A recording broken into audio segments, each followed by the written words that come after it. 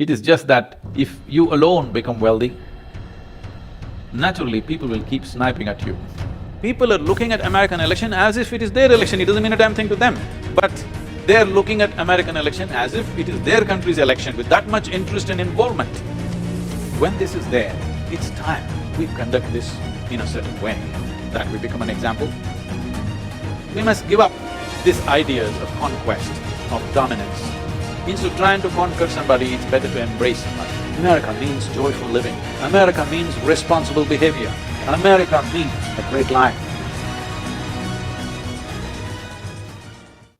For a lot of people, America means source of war. I think it's time America as a nation changes this image and creates an image that America means wealth, America means well-being, America means an ideal way of living. Above all, America means help to everybody, because if you don't teach everybody around the world how to generate wealth, we will not live in a wealthy world. Why is it important to live in a wealthy world? It is just that if you alone become wealthy, naturally people will keep sniping at you. Those who have nothing to lose and on the street will naturally throw stones at people who are living in expensive glass homes. It's best that your neighbor also has a good home. It's very important. If you generate wealth across the world, this is also an insurance that you will live well, everybody will live well.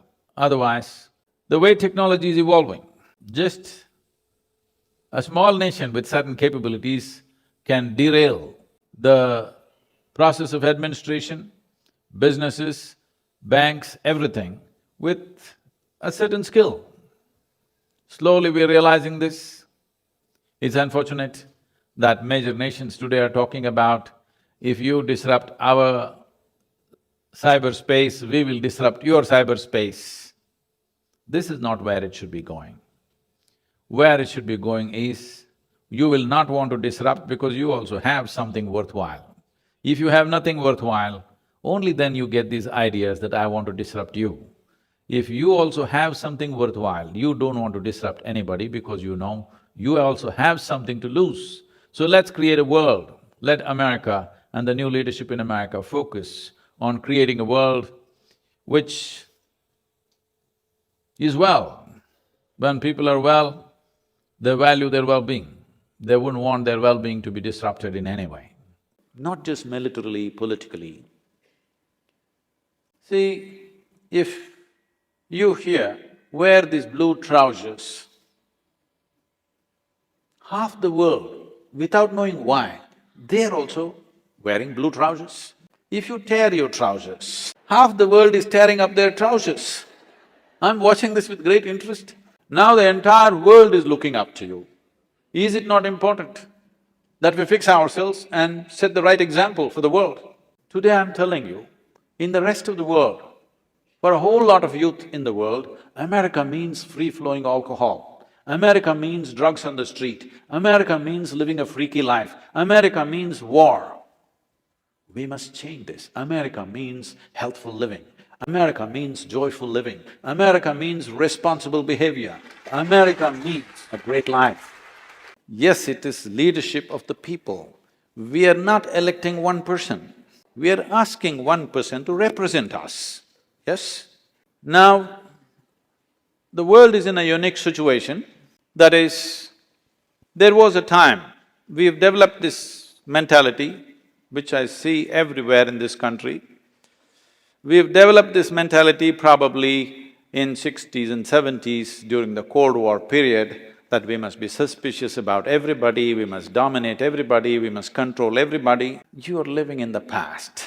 Those days are over. We need a leadership. We need a leadership which thinks for the future, not which thinks from the graveyards of past. There was a time when there were two big guns on the planet, both super suspicious of each other, who is going to shoot first? Now one is a broken gun. This is the time. This is the time to take the world to a visionary new way of living. You ask any human being on the planet, what do they want? That's what everybody wants. Everybody wants well-being, everybody wants opportunity. Nobody wants war, nobody wants poverty, nobody wants exploitation. But we are not looking at the world still like that, particularly for the leadership in America. All of you, as citizens of this nation, should not think who is better, who is worse, that's not the point. Whoever they are, they must do what you want. We don't care who they are. They must do what you want as people of this nation. It is time, instead of thinking, whom should I vote? Why don't all of you, because today we have medias and mediums through which you can contact them, which was never possible in the past, why don't we set this much?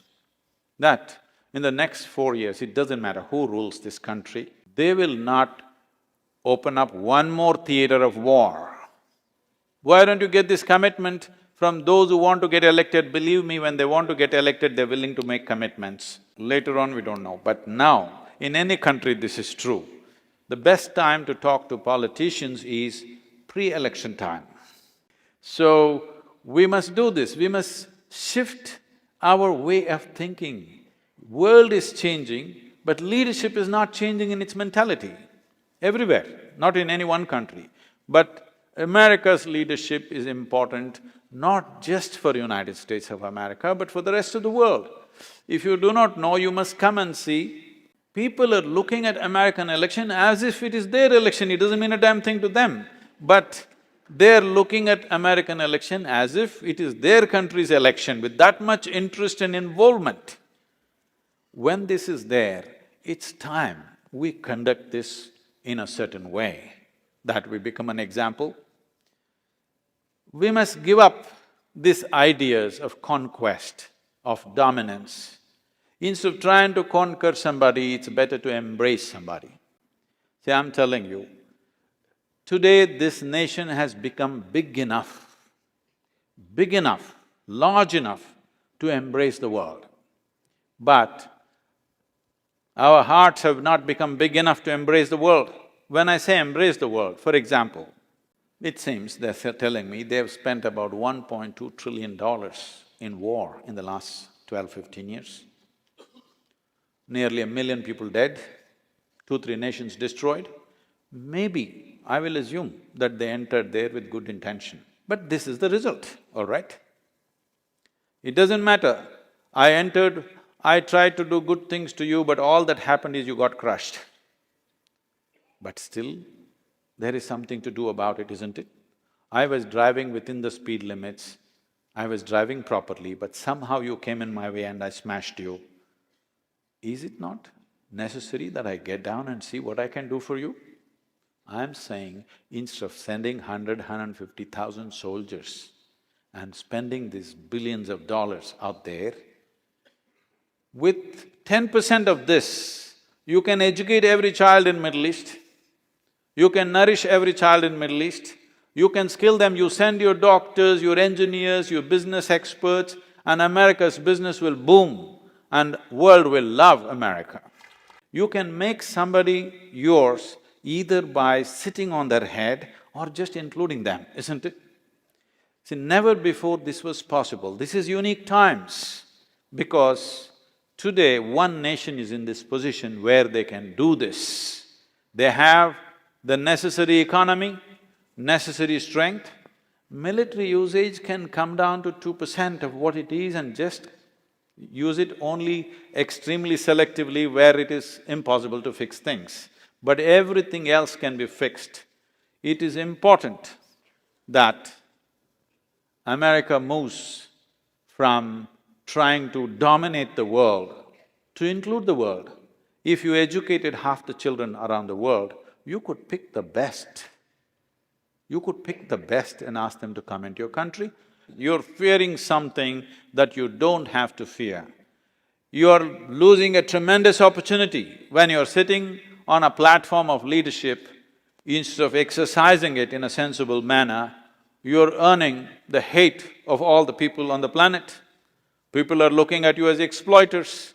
Why don't they look at you as educators? Why don't they look at you as people who skill them rather than who will kill them? You must skill the world. If you skill the world, you will have opportunities. American business has tremendous opportunities if they go out, along with the US government, to do things. You can spend 10% of the money that you're spending on the military and do things in the world where the world will become yours out of love, out of involvement, out of gratitude, not by conquest, because by conquest it's not going to work.